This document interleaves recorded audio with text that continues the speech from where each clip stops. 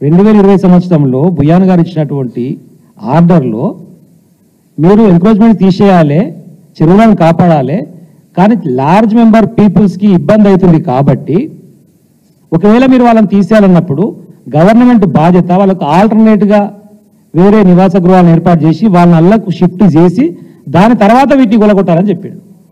మరి ఇన్ని రోజులు హైడ్రా చేసినటువంటి తతంగం అంతా కంటెంప్ట్ ఆఫ్ కోర్టు కిందకి వస్తున్నట్టే కదా. అంటే కోర్టు ఇచ్చినటువంటి ఆర్డర్ని కూడా లెక్క చేయకుండా నా ఇష్టం వచ్చిన పోయి కొలగొడతా అంటే మరి హైడ్రా పని ఏందన్నట్టు, కమిషనర్ పని ఏందన్నట్టు, ముఖ్యమంత్రి పని ఏందన్నట్టు, అంటే కోర్టులు అంటే లెక్కలేవు అన్నట్టు వీళ్ళకు. అంటే ఇంత ఇబ్బందికర పరిస్థితి రెగ్యులర్గా నడుస్తున్నది ప్రాసెస్.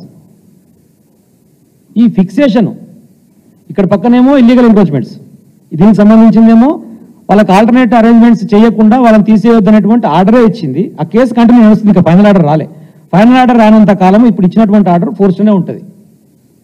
కాబట్టి అసలు వీళ్ళ మీద, ఈ కమిషనర్ల మీద, ఈ ముఖ్యమంత్రుల మీద కంటెంప్ట్ ఆఫ్ కోర్టు వేయాలి. వాస్తవానికి కోర్టు ధిక్కరణ కేసులు వేయాలి వీళ్ళకి, ఎందుకంటే విలువ లేదు కదా.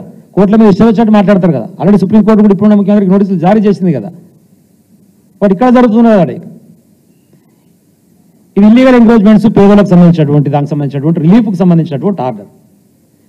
ఇప్పుడు మిగిలిన వాళ్ళకి ఎవరికైతే నా ఇష్టం వచ్చినట్టు చేస్తా, నా ఇష్టం వచ్చినట్టు నోటీసులు ఇస్తా, లేకపోతే నా ఇష్టం వచ్చినట్టు కూలగొడతా అంటే నేనేమంటున్నంటే 2569 చెరువులకు ప్రిలిమినరీ నోటిఫికేషన్ ఇచ్చినప్పుడు పక్క ఉన్నటువంటి ఏ రైతుకు కూడా నోటీసులు సర్వ్ చేయబడలేదు. నీది ఎఫ్టీఎల్ పరిధిలోకి వస్తుంది కాబట్టి నీ అభ్యంతరాలు చెప్పు అని చెప్పేసి వాళ్ళ అభ్యంతరాలు అడగాలి. అది నా ప్రైమరీ రైట్, రైతుకు ఉన్నటువంటి ప్రైమరీ రైట్. అది ఆ ప్రైమరీ రైట్నికి విఘాతం కలుగుతున్నది. 2, ఫైనల్ నోటిఫికేషన్ వచ్చినటువంటి 264 చెరువులు మాత్రమే. ఈ 264 చెరువులలో నిజంగా ఏమైనా ఇల్లీగల్ కన్స్ట్రక్షన్స్ ఉంటే ఆల్రెడీ నువ్వు ఫిక్స్ చేసినావు కాబట్టి ఇది ఎఫ్టీఎల్ అని కూలగొట్టమంటే అర్థం ఉంది. మిగిలినటువంటి చెరువులలో ఎఫ్టీఎల్ పరిధి నువ్వే ఫిక్స్ చేయకుండా గవర్నమెంట్గా ఒక చెరువుల గాదర్ కిషోర్ది చెరువు పరిధిలోకి వస్తుందని చెప్పేసి నువ్వు ఎట్లా డిసైడ్ చేస్తావు అంటున్నా. నువ్వు ఎఫ్టీఎల్ పరిధే ఫిక్స్ చేయనప్పుడు నాది ఎఫ్టీఎల్ పరిధిలోకి వస్తుందని చెప్పడం వల్ల అసలు అర్థమేముంది? ఎఫ్టీఎల్ పరిధికి సంబంధించి ఈవెన్ పల్లరాజు రెడ్డి గారిది కూడా మొన్న నోటీస్ ఇచ్చారని చెప్పి చూసినాం. ఆ నాదాల చెరువు అని చెప్పేసి అది ఇచ్చారు. అక్కడ ఆ చెరువుకు సంబంధించినటువంటి ప్రిలిమినరీ నోటిఫికేషన్ అయింది, అది కూడా ఫైనల్ నోటిఫికేషన్ కాలే. నీ చెరువుకు సంబంధించినటువంటి పరిధి నువ్వు ఫిక్స్ చేయకుండా నువ్వు అసలు నోటీస్ ఎట్లా సర్వ్ చేస్తావు? నువ్వు ఎఫ్టీఎల్ ఫిక్స్ అయిన తర్వాత నేను ఎఫ్టీఎల్ పరిధిలోకి వస్తుందని నోటీస్ ఇచ్చినట్టున్నాను అర్థం ఉంది. సింపుల్ టెక్నికల్ పాయింట్ కదా. విచిత్రం ఏంటంటే 42 ఎకరాల చెరువు, అది 44 ఎకరాలు స్ప్రెడ్ ఏరియా ఉంటుంది వాటర్ అని చెప్తావు. తర్వాత బఫర్ జోన్ ఉంటుంది, ఇరిగేషను, రెవెన్యూ, కలెక్టరు, హెచ్ఎండిఏ అందరు ఎన్ఓసీలు ఇచ్చి అందరు పర్మిషన్లు ఇచ్చి కన్స్ట్రక్షన్ చేస్తావు. ఇవాళ వచ్చి 42 ఎకరాల నుంచి 44 ఎకరాలు అనుకున్నాం కానీ వాటర్ స్ప్రెడ్ అది పెరిగింది 46 ఎకరాలకు. అది పెరిగినప్పుడు బఫర్ జోన్ పెరుగుతుంది కాబట్టి నీ కన్స్ట్రక్షన్ బఫర్ జోన్ కిందకి వస్తుందట. ఇది జోక్ లెక్క లేకపోతే ఏముంది? అవార్డుకి వాటికి ఎట్లా పెరుగుతుంది? ఏ బేస్తో పెరుగుతుంది? అసలు ఎఫ్టీఎల్ పరిధిని ఎట్లా ఫిక్స్ చేస్తారు? ఎక్కడైతే చెరువు యొక్క అలుగు ఉంటుందో ఆ అలుగు దగ్గర ఉన్నటువంటి హైట్ని బేస్ చేసుకొని ఎఫ్టీఎల్ పరిధిని ఫిక్స్ చేస్తారు. అది మారేది ఉండదు. అలుగు ఎట్లా మారుతుంది? అలుగు హైట్ తగ్గించి పెంచుడు ఉంటుందా?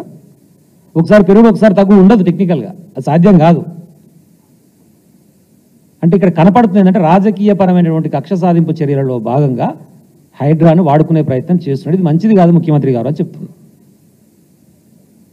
వాళ్ళు ఇచ్చినటువంటి నోటిఫికేషన్, ఇంకా ప్రిలిమినరీ నోటిఫికేషన్ ఇప్పుడు నేను చెప్పిన నాదాల చెరువు రాజేష్ రెడ్డి గారిది ఏదైతుందో వాళ్ళు ఇచ్చిన నోటిఫికేషన్ ప్రకారం ఫిక్స్ చేసినటువంటి వాళ్ళ వెబ్సైట్లో ఉన్నటువంటి ఆన్లైన్లో ఉన్నటువంటి మ్యాప్ ఇది. దీని ప్రకారమే పర్మిషన్లు ఇచ్చారు, దీని ప్రకారమే చేశారు. నేను చెప్తున్నా 264 చెరువులల్లో ఫైనల్ నోటిఫికేషన్ ఇచ్చినప్పుడు ఏం చేస్తారంటే అది కూడా చూపిస్తాం, మీకు ఐడియా ఉండాలి కాబట్టి. ఫైనల్ నోటిఫికేషన్ ఇచ్చినప్పుడు మాత్రమే ఓన్లీ ఈ సర్వే నెంబర్లతో సహా ఇస్తారు.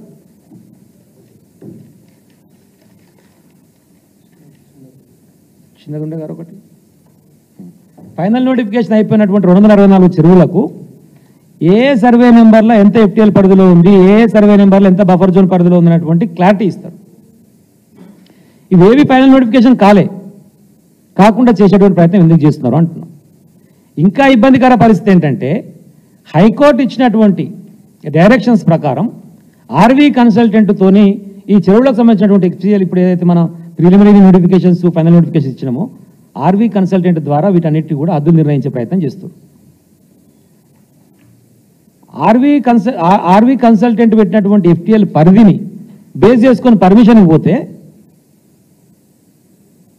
అక్కడ ఉన్నటువంటి రెవెన్యూ వాళ్ళు ఇది కొంచెము 10 ఎకరాల చెరువు చూపిస్తుంది, కానీ ఆర్వీ కన్సల్టెంట్ వారు 7 ఎకరాలకే పెట్టిరు హద్దులు. ఈ 3 ఎకరాలు మరి ఇప్పుడు హైకోర్టు నుంచి వచ్చినప్పుడు గవర్నమెంట్ ఇచ్చినప్పుడు మరి గవర్నమెంట్ ఫిక్స్ చేసినటువంటి హద్దుల కన్నా విలువ లేకపోతే ఆయన మరి ఆ 3 ఎకరాలు అయితే ఇలా లేదని చెప్పేసి వాళ్ళు ఇచ్చారు కదా గవర్నమెంటే. ఈ 3 ఎకరాల మరి పర్మిషన్ అంటే లేదు మరి రెవెన్యూ మన ప్రకారం 10 ఎకరాలే ఉంది కాబట్టి మేము యూనివర్సిటీ ఇవ్వమంటారు.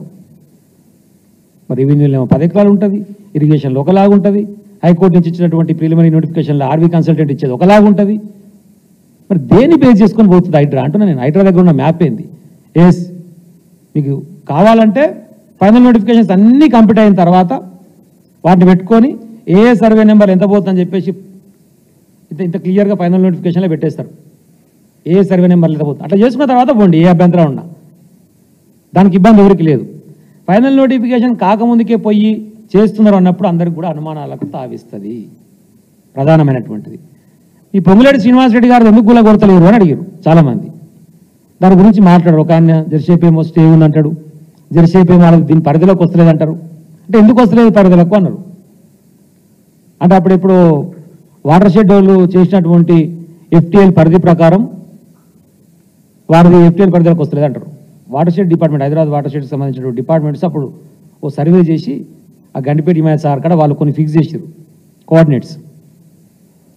విలేజ్ మ్యాప్ తీస్తే మన యూట్యూబ్ రిపోర్టర్స్ పోయి చూసారు కదా, 1931 వేసిన రాయి ఉందిరా నాయన, ఎఫ్టీఎల్ రాయి ఉందాడా, రాయి ప్రకారం చూస్తే మొత్తం ఆడ చెర్లనే ఉండు, అక్కడ కనముందులా కనపడుతుంది. కానీ వాళ్ళని ప్రొటెక్ట్ చేసుకునేందుకు ఒకటి తీసుకుంటారు లెక్కకు, ఇంకొని ప్రొటెక్ట్ చేసేందుకు ఒకటి తీసుకుంటారు లెక్కలకు, లేదా ఒకరిని ఇబ్బంది పెట్టాలనుకున్నప్పుడు ఇంకోటి లెక్కలకు తీసుకుంటారు. అసలు మీ శానిటీ ఏది అంటున్నాం మనం. దేని మీద పోతున్నాం? విలేజ్ మ్యాప్ మీద పోతే 1931 విలేజ్ మ్యాప్ మీదనే మొత్తం. ఆర్వీ కన్సల్టెంట్ ఫిక్స్ చేసినటువంటి దాని ప్రకారం పోతామంటే దాని మీద పో మొత్తం. లేదు ఇరిగేషన్ డిపార్ట్మెంట్ తీసుకుందంటే దాని మీద పో. ఇలాంటి చర్యలను బీఆర్ఎస్ పార్టీగా తీవ్రంగా ఖండిస్తున్నాం. అవగాహన లేకపోతే ముఖ్యమంత్రి గారు తెలుసుకోండి, కూర్చోండి, నేర్చుకోండి, సమీక్షలు చేసుకోండి, ఎట్లా వేస్తే బాగుంటుంది అనేటువంటి ప్రయత్నం చేయండి. అట్లా కాకుండా ఇష్టం వచ్చినట్టు పోయి చెర్ల మీద పడి కూలగొడతా అంటే ఇది పద్ధతి కాదు. ఎందుకంటున్నా అంటే చదువు రాకపోతే తెలుసుకొని ఎందుకంటున్నా అంటే మీకు ఐడియా కోసం చెప్తున్నా. మొన్న కాడికి పబ్లిక్ హెల్త్ ఫైల్ పోయింది, పబ్లిక్ హెల్త్కి సంబంధించిన ఒక ఫైల్ పోయింది రేవంత్ రెడ్డి గారి దగ్గరికి.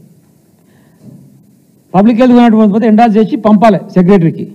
ఎవరికి ఎండాల్స్ చేస్తారు? పబ్లిక్ హెల్త్ది హెల్త్ డిపార్ట్మెంట్కి ఎండాల్స్ చేసి పంపిండు సెక్రటరీకి. ఈయన మున్సిపల్ మంత్రి ఉండు కాబట్టి పబ్లిక్ హెల్త్ అనేటువంటిది మున్సిపల్ డిపార్ట్మెంట్కి సంబంధించింది కాబట్టి ఈయనకు ఫైల్ వస్తే మున్సిపల్ సెక్రటరీకి రాసి పంపాలి. అలా హెల్త్ కనపడదు కదా, మనకు చదువు అంతంత మాత్రమేనా తెలియకపోయా. హెల్త్ అని కనపడంగానే హెల్త్ సెక్రటరీకి రాసి పంపిండు.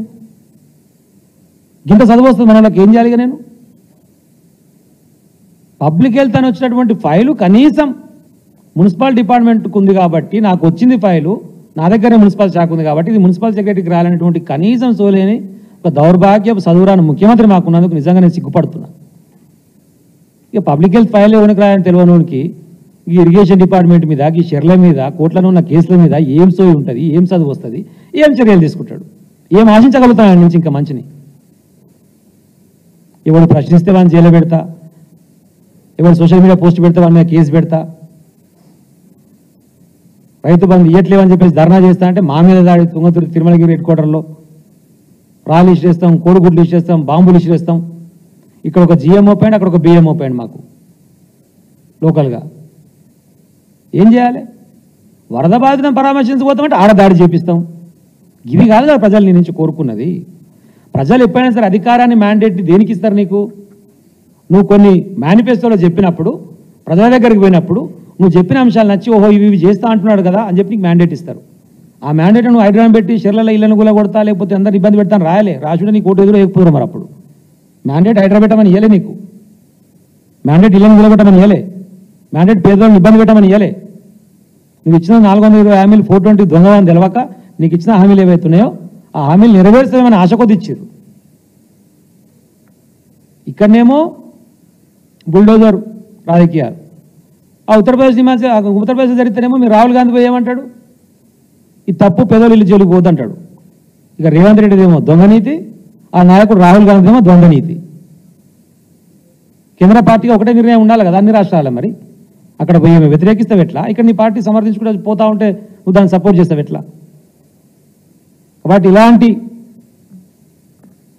లంగ పని చేస్తున్నటువంటి దొంగ పని చేస్తున్నటువంటి ఈ ప్రభుత్వాన్ని దయచేసి ప్రజలు కూడా గమనించుకొని కోర్టు పరంగా ఉన్నటువంటి మన ఆర్డర్ని మీరందరూ గుర్తుంచుకొని ఎఫ్టీఎల్ పరిధే ఫిక్స్ కాకుండా నువ్వు ఎఫ్టీఎల్ పరిధిలో ఉన్నామన్నటువంటి అధికారం ఈ ప్రభుత్వానికి లేదు. కాబట్టి ఈ అంశాలన్నీ పరిగణలోకి తీసుకొని రేపు మళ్ళీ సరే మీ చెరువు కాడికి వచ్చి అధికారంతో మాట్లాడితే ఇవన్నీ విషయాలు మనం చెప్పి ఆడకెళ్ళి ఎలగొట్టి మీ యొక్క ప్రాపర్టీస్ని మీరు రక్షించుకోండి. ఒకవేళ ప్రభుత్వం కంపల్సరీ చేయాలి రక్షించాలనుకుంటే కనుక వాళ్ళకి ఆల్టర్నేటివ్గా నివాస గృహాలను ఏర్పాటు చేసి వాళ్ళందరినీ అల్లకు తరలించిన తర్వాతనే ఇలాంటి చర్యలు చేపట్టాలి అని చెప్పి ఈ ప్రభుత్వానికి హెచ్చరిక చెప్తా ఉన్నాం.